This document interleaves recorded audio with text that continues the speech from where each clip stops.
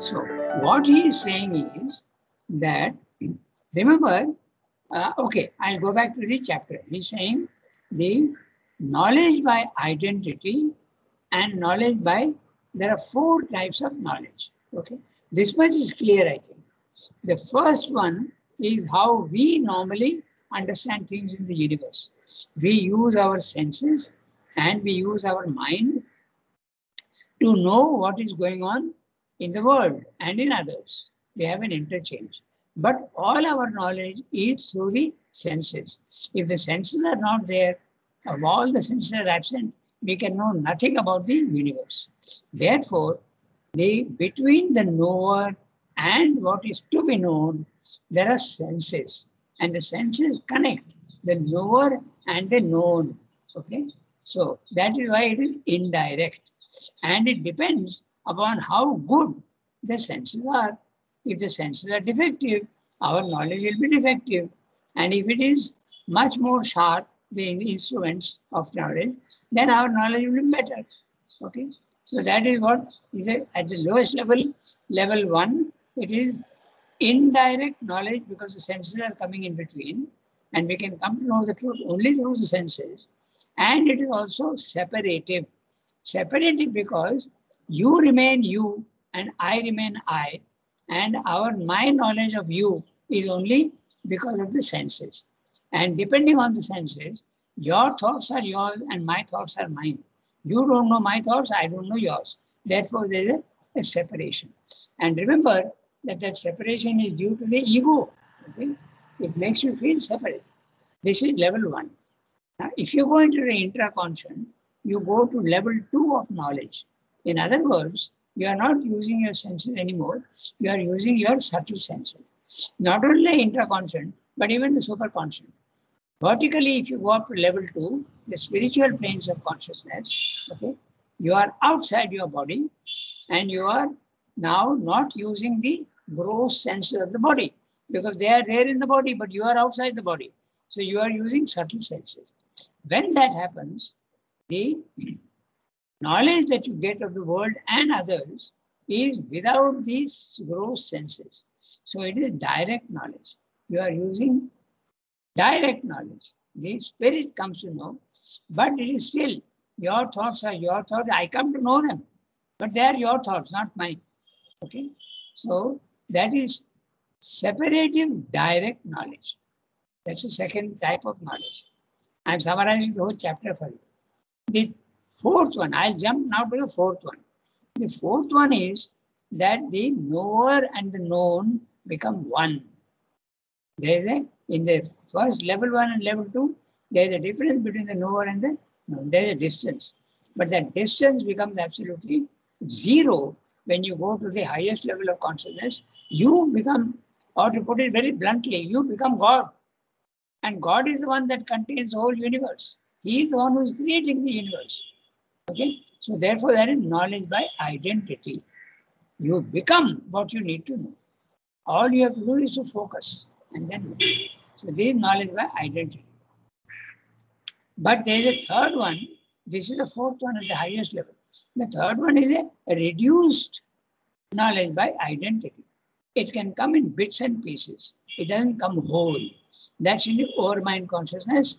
In all the spiritual planes of consciousness, higher mind, element mind, intuitive mind, and the overmind, you can get glimpses of the knowledge by identity. But it is not complete. Only at the highest level, in level 3, it becomes complete.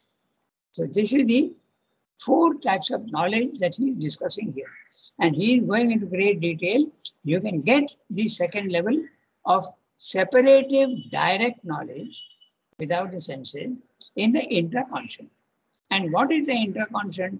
Let us again say. We have already said many times that the individual and the universe are really the same thing. The universe is infinite, the individual is finite. But whatever is there in the universe is there in a miniature form in the individual. At the highest level, there is a divine, but there is a divine in you also. That's yourself and your psychic being. And there is a level, there is plane, in the level 1, there is matter, and your body is matter. Then there is prana, which is 1 degree above matter. That also is there. You are the vital being. So everything is there. So how do you come to know the universe? So there is something above you in the universe. There is something below you. Below you is the opposite of the above you. Above you is the light and consciousness, okay, and power. Below you is exactly the opposite. There is no light, there is darkness, there is unconsciousness, and there is no power. It is there, but it is not effective. It is suppressed, if you want. Then there is something inside you. So there are 4 directions: above you, below you, to the left of you, and to the right of you. Okay, to the left of you, you can say inside yourself, and the opposite of inside yourself is outside into the universe. So 4 directions. Okay, these 4 directions you can go, and it is possible for you to go in all the 4 directions. Okay. The intra-conscient is the one that goes into yourself. Okay? Now, when you go into the intra-conscient, there are again 3 levels. Just as there are 3 levels above you, there is level 1, where there is ignorance and multiplicity. When you go to level 2, there is the beginning of the end of multiplicity. You start getting the sense of oneness of things. But still it is only partial. And third level, there is complete unity between spirit and matter, between all the planes of consciousness. There is complete unity. Now that is the 3 levels above. But there are 3 levels inside you also, the intra-conscious. Okay? Level 1 is our normal body-mind life. Our consciousness is stationed in the mind, in the vital, and we are not conscious of it, but it is there in the body also. Okay? So this is level 1. But if you go deep inside, which you normally do in sleep, you can also do that in trance. Okay? So when you go into sleep, 90% of the time you are going into your intraconscious.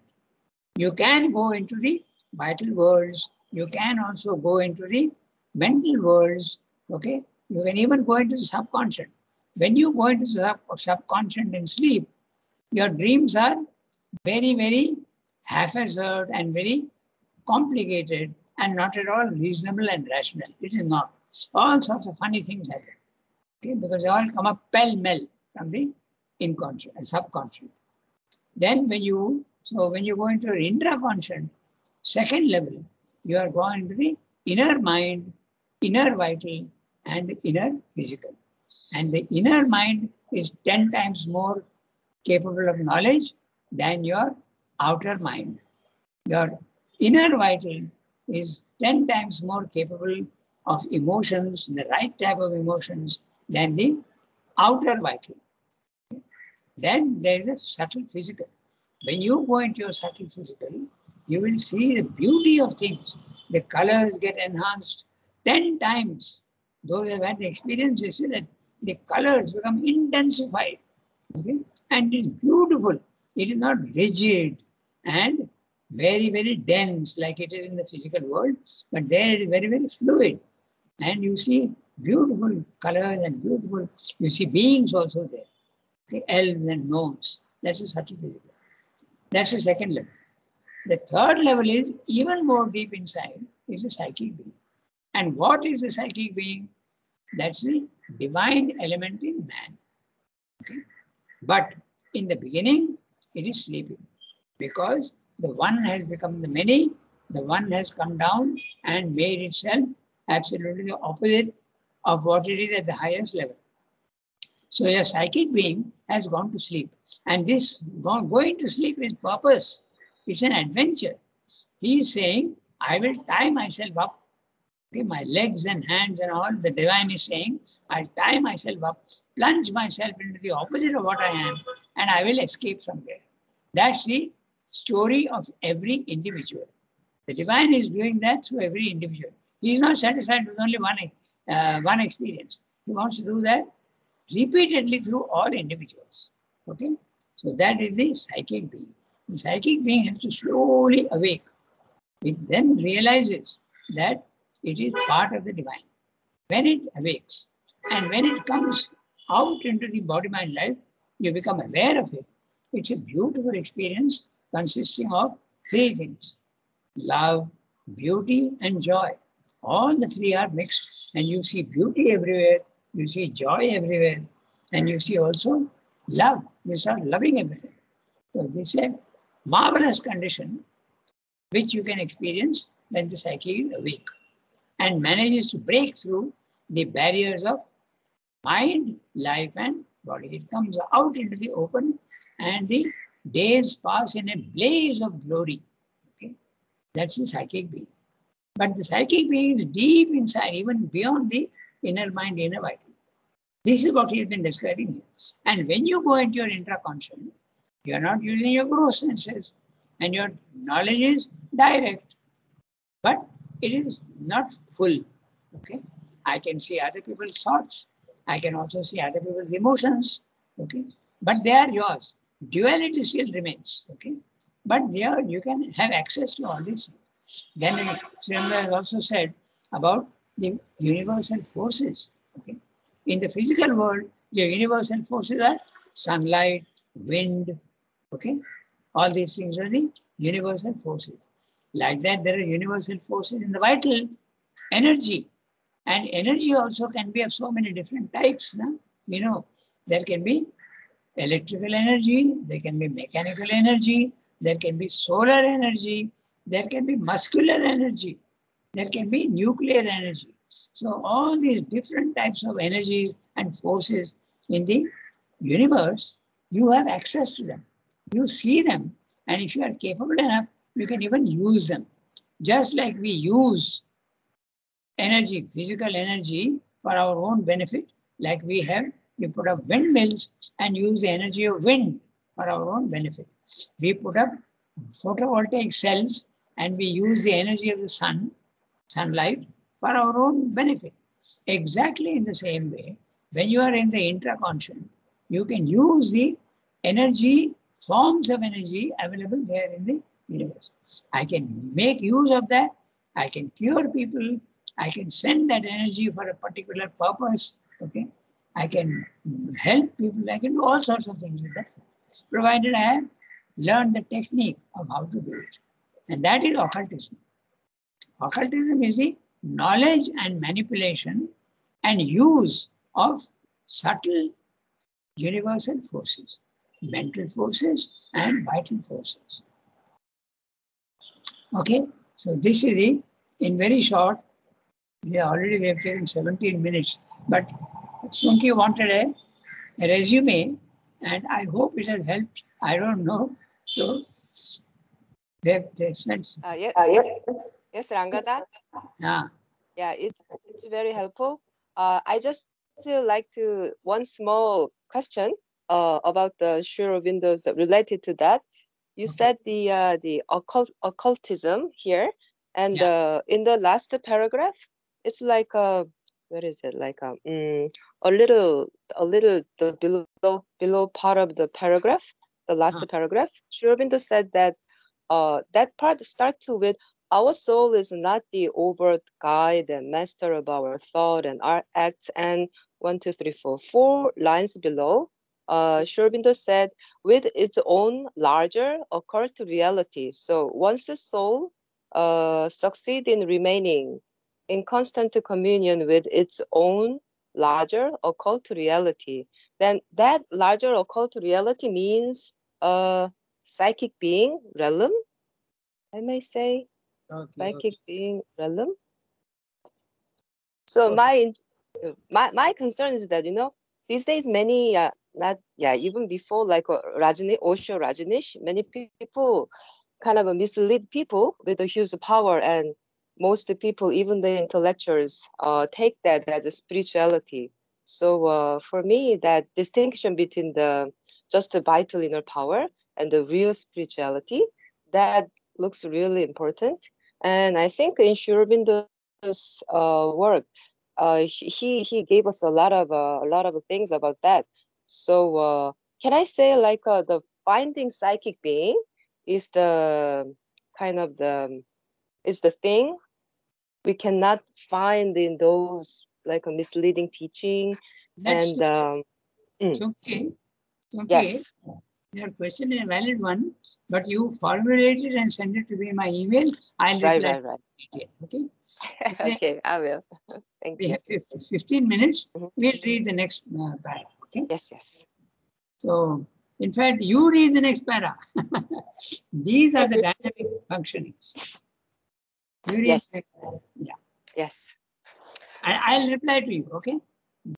I think I know what you're saying, but I would like to see in detail what you're saying, and I will reply in detail.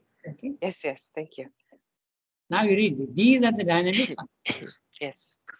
These are This the is an dynamic. interesting question. So we Yeah. would all like to know the answer. Okay. So when I write it out, we'll send it by email to everybody, Okay, thank you. or we can even put it up on the chat. Okay. Yes, I will do that too. Yeah. Sunki can do that. She'll put it up on the Yes. chat. Yes, I will. Okay. Now we read this. These are the dynamic functions. These are the dynamic functions and pragmatic values of the subliminal cognition. But what concerns us in our present inquiry is to learn from its way of action the exact character of this deeper and larger cognition and how it is related to true knowledge. Its main character is a knowledge by a direct contact of consciousness with its object, or can you hear me? Yes, we can. Consciousness with other consciousness. But in the end, we discover that this power is an outcome of a secret knowledge by identity, a translation of it into a separative awareness of things.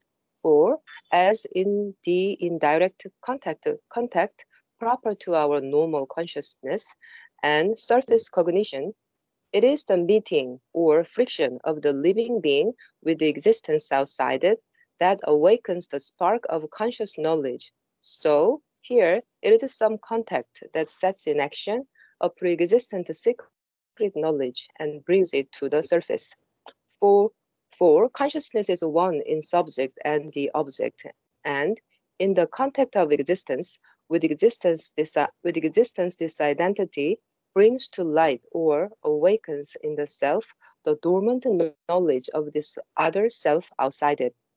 But while this pre-existent knowledge comes up in the surface mind as a knowledge acquired, it arises in the subliminal as a thing seen, caught from within, remembered as it were, or when it is fully intuitive, self-evident to the inner awareness, or it is taken in from the object contacted, but with an immediate response as to something intimately recognizable.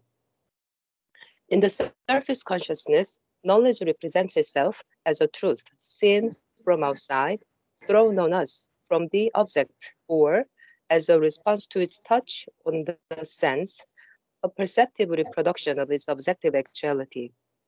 Our surface mind is obliged to give to itself this account of its knowledge because the wall between itself and the outside world is pierced by the gates of sense, and it can catch through these gates the surface of outward objects, though not what is within them. But there is no such ready-made opening between itself and its own inner being, since it is unable to see what is within its deeper self, or observe the process of the knowledge coming from within. It has no choice but to accept what it does see, the external object, as the cause of its knowledge. Thus, all our mental knowing of things represents itself to us as objective, a truth imposed on us from outside.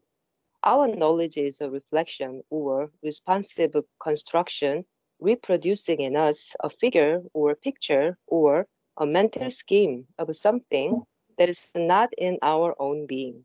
In fact, it is a hidden, deeper response to the contact of response coming from within that throws up from there an inner knowledge of the object. The object being itself, part of our larger self.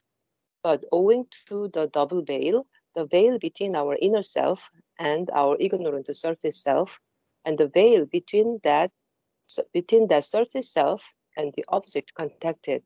It is only an imperfect figure or representation of the inner knowledge that is formed on the surface. Okay, quite a big para. Okay, so we'll see whether we can do it because we have got about 10 minutes. We got maybe a little more, maybe even 15 minutes. So we'll see. Okay. Now, I'm reading each sentence and we'll see whether it is clear. Okay. So, or I can do one thing. I can read first of all the summary so that we get an overall picture of the whole thing, and then we'll go into sentence by sentence. I think we can do it. I'll just see. Okay. So the summary of what he's saying here, okay, is like this. He's saying this one second. Yeah, I have it. We have discussed, simply saying, in my own words, I have put it. Okay. So we have discussed the practical results of the entry into the subliminal or the intraconscious. They're the same. Subliminal and intraconscious is the same. Or some also use the word inner being. Okay, that's what it means. But here we are concerned with the nature of knowledge, because the chapter is knowledge by identity and separating knowledge. He has told you practically occur. Clairaudience is possible. Okay, clear vision. What is it called? Clairvoyance is possible. All these things are all practical things. But he wants to discuss the knowledge aspect of it. Essentially, all knowledge in the Supreme Being is by identity. In fact, there is no difference between knower, knowledge, and known, since there is only one reality. It is God Himself who has made the world, and He has made the world within Himself, because there is nothing outside Him. So it is perfect knowledge by identity. The knowledge, knower, and the knower are all one, since there is only one reality. We call this, for convenience, knowledge by identity. In the physical world, identity is lost and total division, separation of known and knower operates. It is that which becomes the normal rule. Knower and known become separate. So, indirect contact through senses is initiated by nature, by providing you senses. Okay? In the subliminal, direct contact between knower and known is possible without senses. And this we find to be a derivation from the original identity. So, the original knowledge by identification is one, and the intraconscient is a diminished form of that knowledge by identity, because you're not using senses, but you are using your subtle senses, and still there is separation. Okay? In the intraconscient, there is separation. Since consciousness of subject contacts the consciousness of object, which are the same, because in the universal level they are the same, there is a spark of knowledge ignited in the knower. This knowing can come in two ways.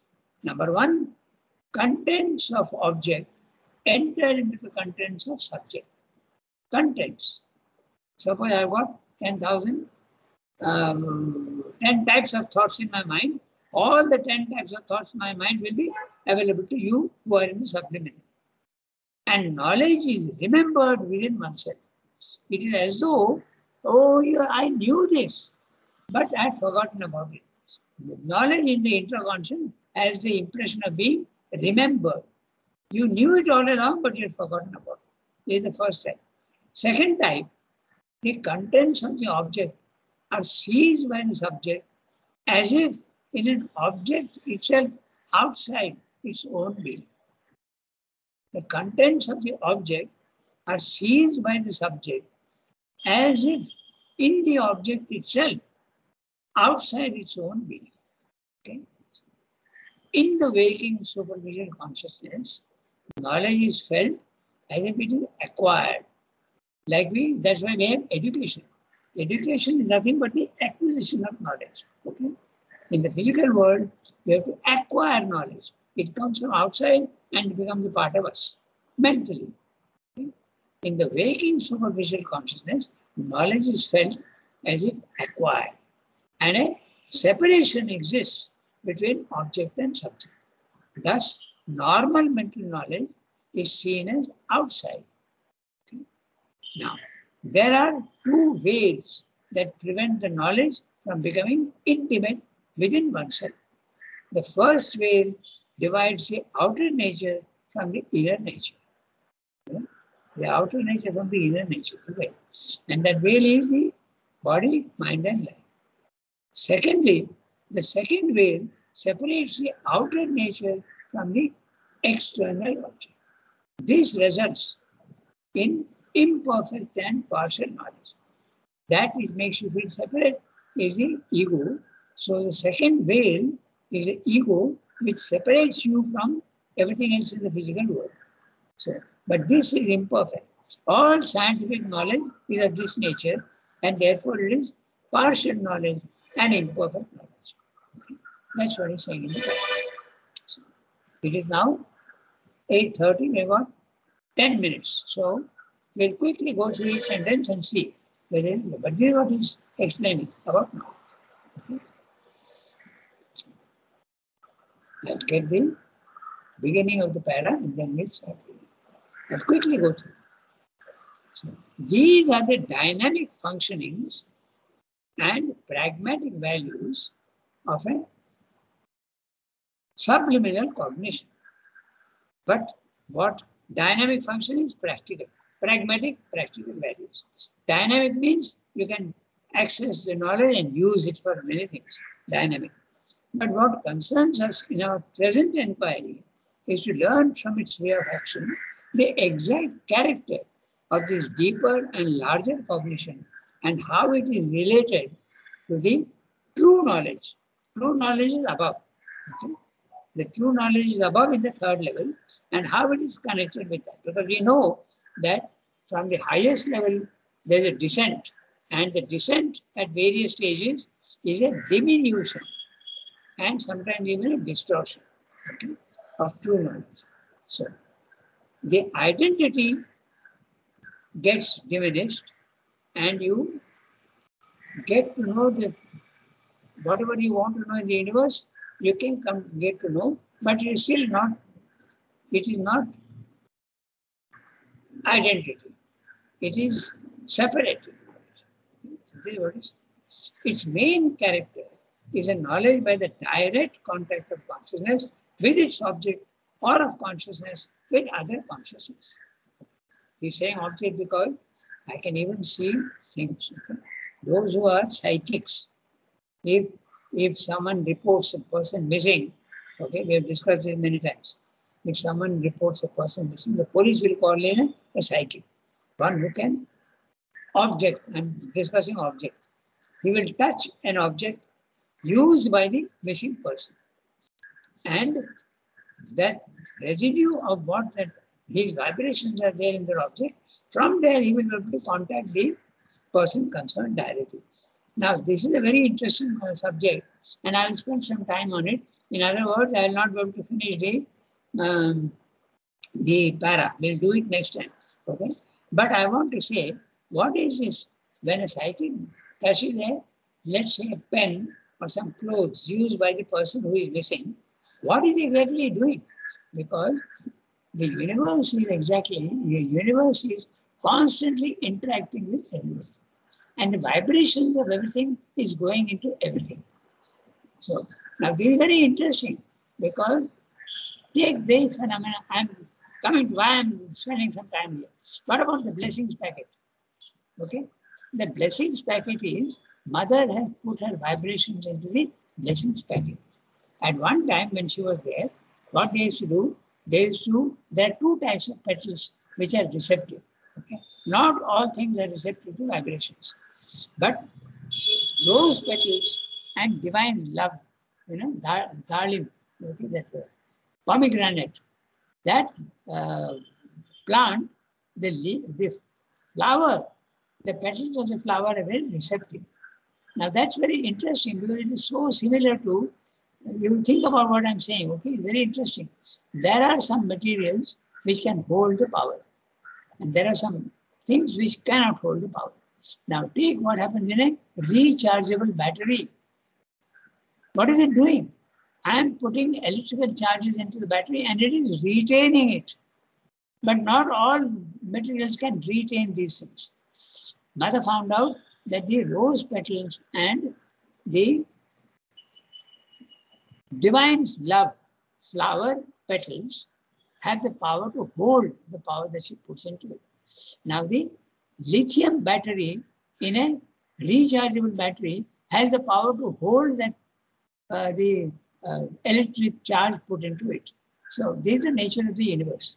Okay? Very interesting. Not all materials can have that power. Lithium is one such which can hold energy. Okay? And we have made, recently in India, we have made huge discovery of lithium in Kashmir also. Okay? So that will allow us to make rechargeable batteries. And they are used for everything. Okay? So very interesting. This is what that's what Sridhar is saying here. And that's why I went into that subject at all. Okay? It's very interesting how the vibrations of everything is going into everything. But the capacity to retain those vibrations is unequally distributed to all materials. Okay? Not all materials can. For instance, I don't know if gold can retain some of the power put into it. I don't know. Okay?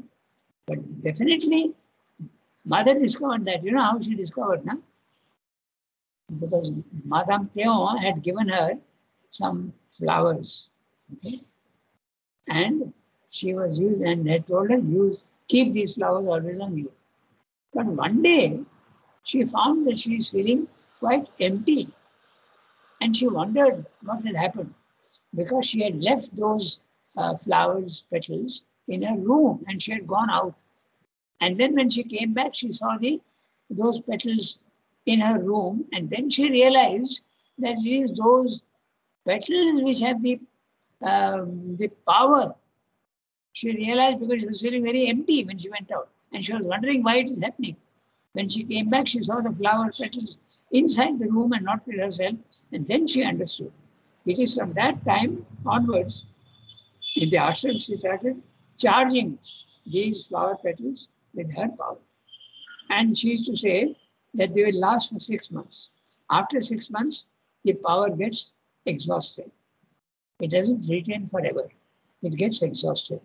And so you have to take a new blessings packet. Okay? And that's exactly what happens in a battery also. Yesterday night, one torch started failing. So I put it for charging in my electrical the plug. Okay? So this is what is possible in the intraconscious. That's what Sridhar said. Okay? Its main character is a knowledge by the direct contact of consciousness with object of consciousness with other consciousness. Now look at the language. But in the end, we discover that this power is an outcome of a secret knowledge by identity. Okay? I'm reading a little more because that's where he is explaining.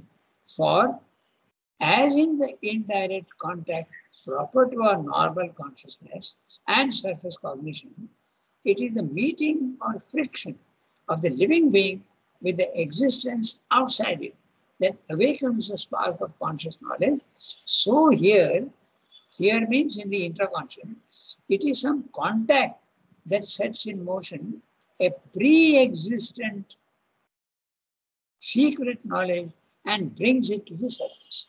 Remember that he tells you that every human being has all the knowledge within him. It's already there. If you remember in the synthesis, he says that the eternal Shastra is there in everybody. The eternal Guru is there in everybody, but it is hidden. So when in the subliminal, you contact some other thing, that the consciousness of the thing contacted awakens the corresponding consciousness in you. That is the mechanism he is talking about. Okay? It's very interesting because everybody has all the knowledge within it. Remember, the infinite and the finite are related. The finite contains the infinite in miniature form. So when in the intraconscious, you come in contact with something else or another person, the knowledge that is there in the person contacted awakens by a friction or a spark. He used the word spark of conscious knowledge. There's a contact, and that sets in vibration the knowledge that is already there in you. Again, the phenomenon of resonance comes in. Remember, if two instruments are absolutely tuned together, if you hit one, the other will start vibrating even when it is not hit. Exactly in the same way, when your consciousness contacts the other consciousness, there's a resonance, and that is how you come to know. That's the mechanism that he's telling you about. Okay, so I spent a little time on that because it's so interesting. What is there in the physical world is there in the vital world, is there in the intraconsciously and everywhere. The capacity of retaining power or vibrations is there everywhere, but less in some, more in some others. Okay, so Can I ask you a question? yes, do that. You spoke about the blessing packet which has Yes. flowers and Yes, it holds the power for 6 months. yes. Now, Yeah. what about the blessing packets given by the Divine Mother and Yes. the blessing packets given today? What is the difference? There's definitely a difference, because nowadays what they do is they put those flower petals in mother's room.